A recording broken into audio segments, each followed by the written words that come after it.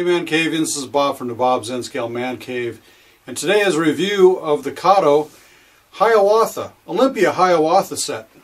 Got 3 engines, two A units and a B unit, and of course this 9-car Olympian Hiawatha set. This set comes with a display track of Unitrack, so you can set it up on a shelf somewhere and put it on display when you're not putting it on your layout. Let's start this review of this beautiful KATO set that came out this month. Okay, the KATO Milwaukee Road Olympian Hiawatha 9-car set comes with the 9-car set passengers, and it comes with a 2-car set, the 95A and B units, and you can also get this 3rd locomotive, which is 95C, to round off the full set. Now the train used to be around 1947 to 1961 is when it was in service, and as it says on the box, it ran passenger trains between Chicago and the Pacific Northwest. It was scheduled trips through scenic Idaho, Montana's Bitterroot Mountains, and Washington's Cascade Range. That was on the western coast, but everything else is from Chicago through North and South Dakota, Minnesota, you know, all the way through to Montana and everything else. So it was a 43-hour, 30-minute schedule, and so it ran 3 times a week. So it's a very nice set to model, especially this rear observation car. It's always nice to have this kind of little dome round kind of thing, glass everywhere, and you can see all around you. And it's real nice to sit in the back of the train. So we're going to take a look at this set. We're going to start off with looking at the A unit on this set here and showing you how to put in the decoder. Okay, here's the locomotive as it comes out of the box. A little plastic thing down here, just take that off, throw that off the side. You only need that for storage. We're going to talk about the decoder from Digitrax. And it is it's a DN163K0B is what they recommend. And as you can see right here, it says fits KATO N F3 A and B. So this is an F7 and this is an F3, but they say that it will fit. Okay, and now I cheated and I've already taken and put a decoder in here, and this is what the original one looks like. I just got to show you. This cab compartment right here does not fit over the top of this light bulb because the light bulb sits back too far. So I'm going to go and show you how to take this off, because it is a little tricky. This front coupler is going to be a little bit of a pain, especially if it comes apart, because then you got to put it back together. And so it comes apart in a specific way, so make sure you do it correctly. Do not put it in a box and drop it, because it's not that's not the way to take these apart. That won't work, because this whole coupler clip is connected to the frame of the motor and not to the outer shell. So it's going to be a little bit of a problem. To take it off, you can use your fingernails and your thumbs, pull along the sides here, down here by the fuel tank. I like to grab a little bit on the trucks here.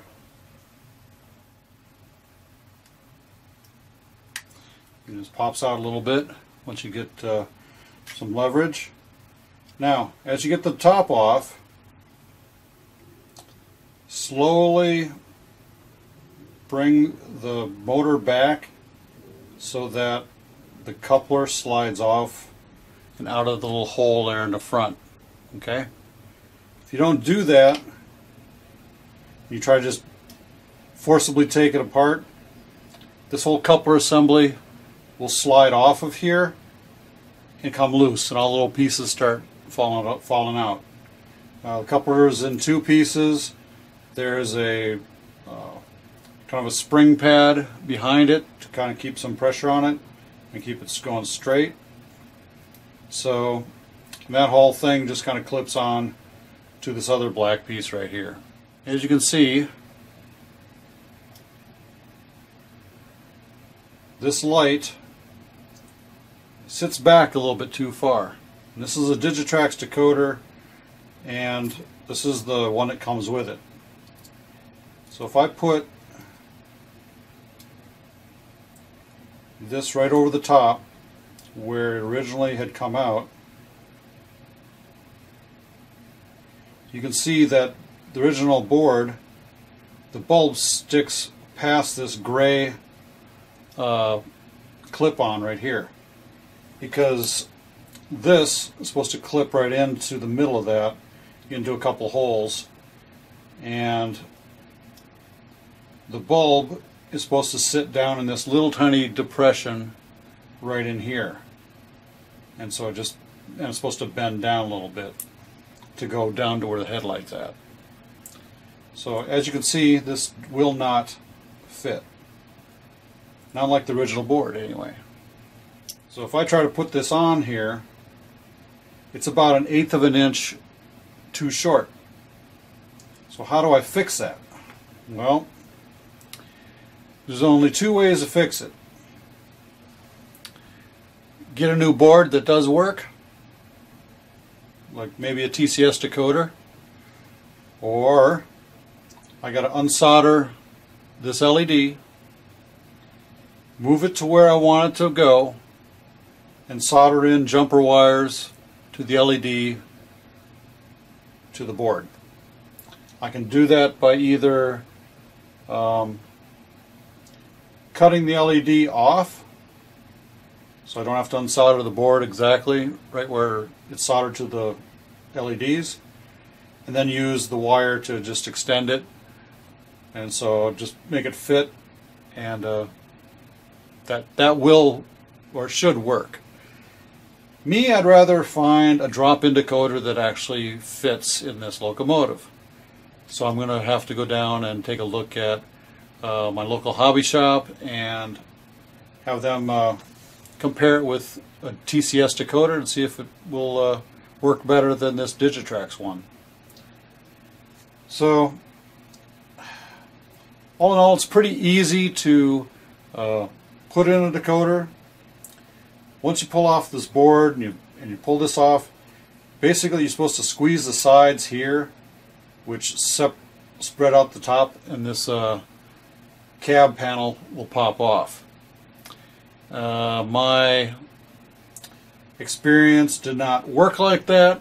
I actually took off the whole section. I kind of popped this whole thing out, and then I was able to get the cab piece off, but then I had to take the board and everything off together. But either way, I got it off and it worked. Once you get it off, you got these two contacts on either side. Right in here there's a couple dimples. There's a hole right here that a pin sticks up right through the contacts, and that's where you can align where it needs to sit, and that keeps the board, the contacts in the right spot and in place. The contacts slide underneath little lips on either end of these these gray holders, so they're like pressed down on the ends.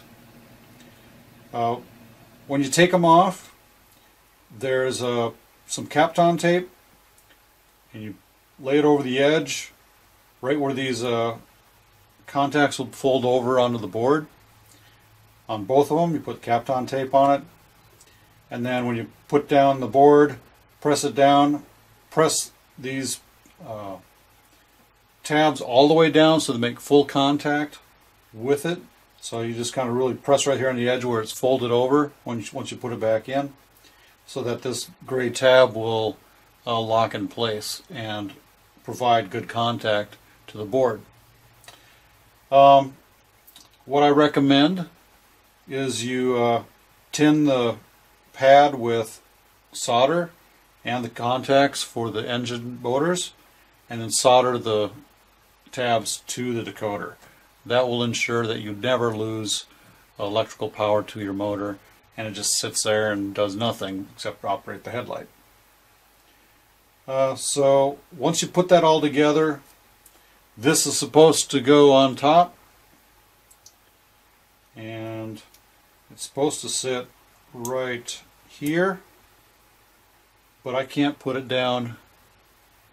I can't put it all the way down because the bulb is pushing up on the inside of that. It doesn't stick out far enough from the end. Once you do that, if you get it back on, it goes on, the shell goes back on in reverse order. Basically, it is move your coupler to the front. If it's not there, straight on the front. Slide in the coupler through the hole in the front.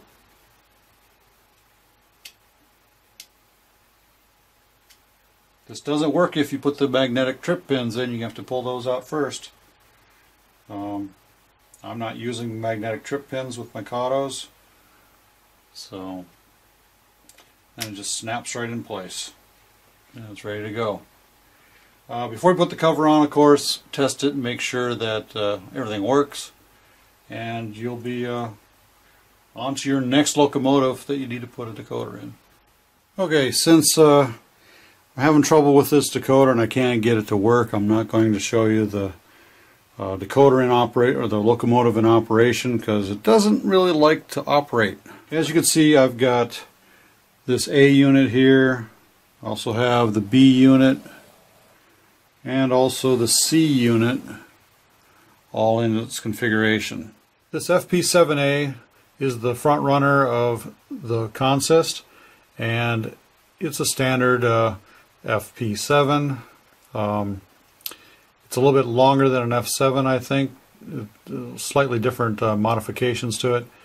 But as you can see, it's got the standard Milwaukee Road color scheme, orange and maroon. You also have some details on the logo. You can see that logo is pretty readable. Even got some numbers, some letters down here. I think it says 15EP-4. My eyes are going bad. If you can read that better than me, great. No sunshades. You can see a cab interior. This one currently does not have the cab interior installed because of the decoder problem. And you can actually see the light bulb in there, right there. It's in the window. This whole cab area lights up like a Christmas tree or a spotlight in your eyes. So that cab piece really needs to be in there. We have front door access, and there would be another light in here, probably a Mars light. Got the number boards. I think they light up as well. We got the coupler, standard KATO coupler right here. On the back side, it looks pretty good. Got a crew door here and ribbed raised areas here. Not sure what exactly they're there for, but they're there. Don't see any MU hoses on the back side or the front. I don't think they really had MU hoses back then, but if they did, they're missing. The bottom of the loco, the trucks look pretty good. Nice detail, brakes and everything else in here. Probably missing some brake lines and so forth, but that's extra details that raise the price of your model. You got some nice venting right here. It's raised venting, little grates. Porthole windows in the sides for a crew to look outside when they're walking around messing with the engine if they have to. And typical bottom of a KATO locomotive. One thing I did notice was that they have springs in the coupler area. I didn't remember seeing those before, but they're in there now, so there's a better look.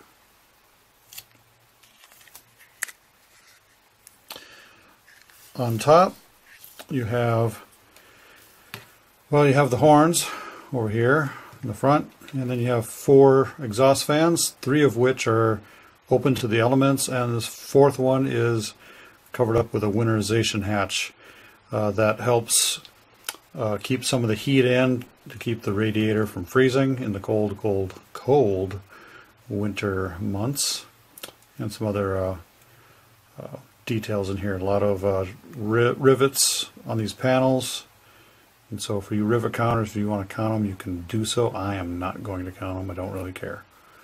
So that's the A unit.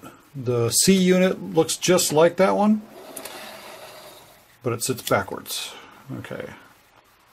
This is the B unit, and it looks just like the A unit, except it doesn't have a cab in the front. Everything else is basically the same. There is one extra window in the side here. They're in a little bit different positions, but basically all this is an extra power unit, and it also provides I think some extra steam and so forth for the passenger compartments in those cars to help keep it nice and warm. And of course the winterization hatch and everything else. As it is normally sitting, the A unit and the B unit face the same direction, so you have the winterization hatch in the back, just like on the main locomotive. Okay, we're going to take a look at this baggage car first and pretty much describe all the pieces that are on all these passenger cars. This particular one, as you can see, it's got see-through windows, of course, at least right here in the doorway. The baggage windows look like they're pretty blacked out. Can't really see anything inside there, and on these end windows they're not really see-through. So there's probably a lot of things in there for the mail to sit. You can see the detail on the bottom of these cars. They actually have springs in the coupler area right in here. I don't remember seeing those before, but I could be just not paying attention, I guess.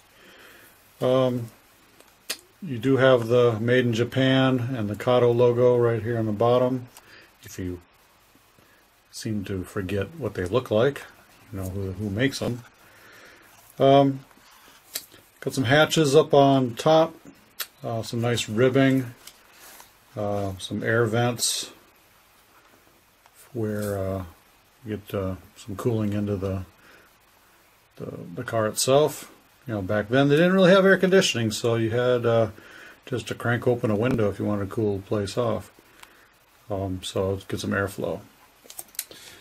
On the ends, you've got these bezels here that would basically connect to the other car and to close off the passageway so you wouldn't fall out or get a lot of cold air or too much hot air in there, depending on the time of season, and kept the bugs out and everything else.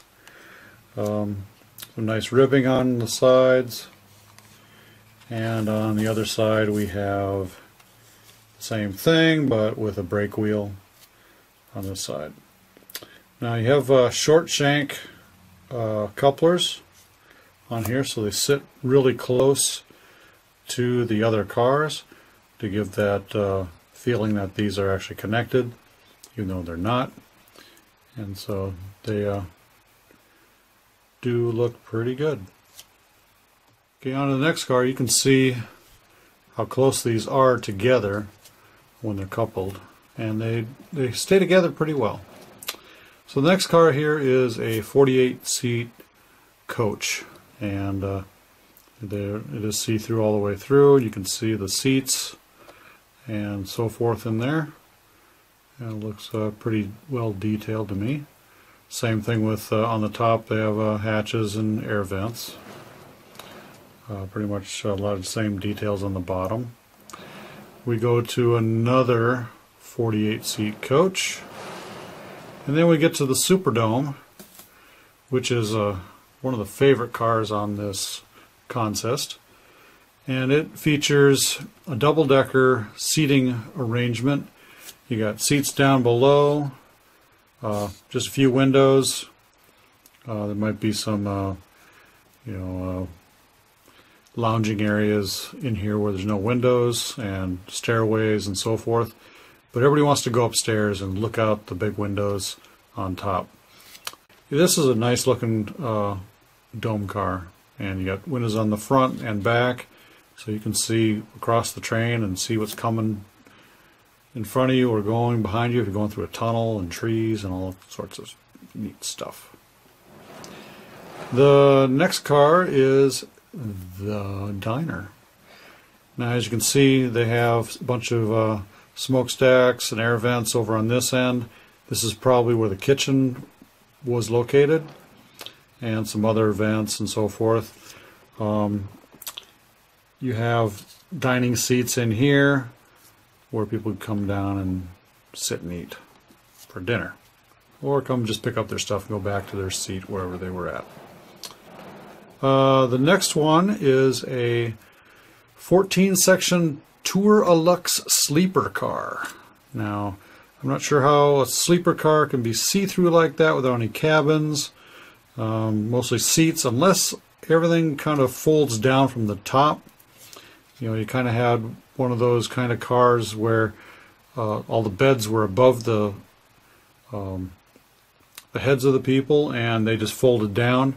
And they just climbed up from their seat to their bed. And that's probably what that was configured as. The next one here is another sleeper, but it's a 10x6 sleeper. And you can actually tell this is different. This is a Lake Powaki. And that actually has like a silver window right here. I'm not sure why that's different, but it is. It probably was like that in the prototype. That one looks about the same as everything else, except here's the other sleeper, which does not have that silver window around it. So that jumps out as something different between the two sleeper cars. And this one also seems a little bit more detailed on the inside to look more like a sleeper. So that's not too bad. And then the last car, of course, is your lounge observation car. And this one, I'm going to pull this off the track here. It's called the Coffee Creek car. And it actually has the back door open, which was a little different. Hadn't really noticed that before. And it looks the same all the way around. Has the Olympian Hiawatha name right down in here. And from the back end, you can see why it is a favorite of most travelers during that time, because you just sit in the back and lounge, big seats all the way around, you can, lots of windows to look out up and on the sides. You know, it's a great enclosed car for taking your trips on. One thing to note about this is that the car is lighted.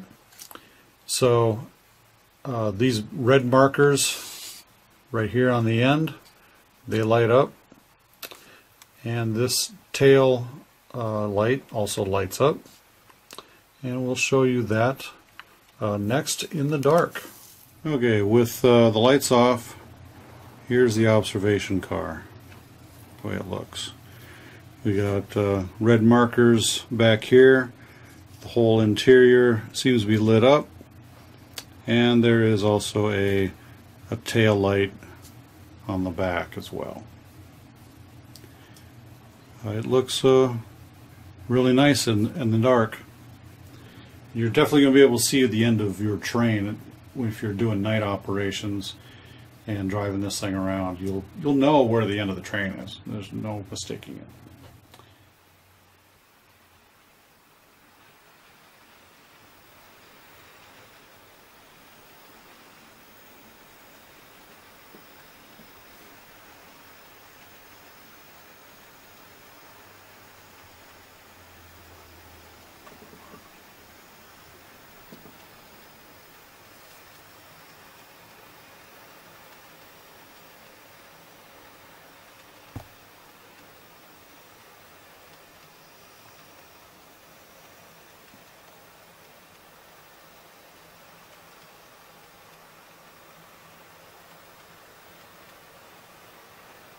That's been my review of the KATO Olympian Hiawatha set.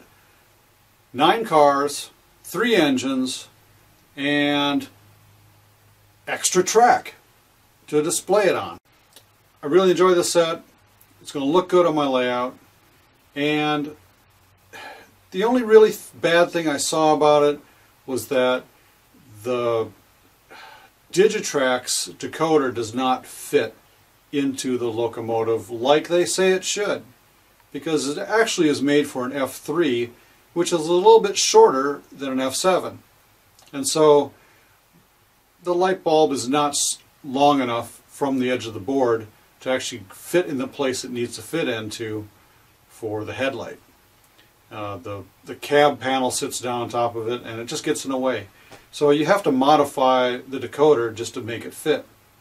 Now, to be fair, I have not looked at the TCS decoder to find out if that one is more compatible than the Digitrack's, and if it is, I'll let you know about that. Other than that, it looks great. I don't see hardly any problems with it. It sounds good once you get the decoder put in. I do recommend that you solder in the engine tabs to the decoder so that you don't have any problems with it just dying on you, because it's just the little plastic thing comes loose and you lose your contact to the board. But I would recommend soldering it in once you are ready to do so. So,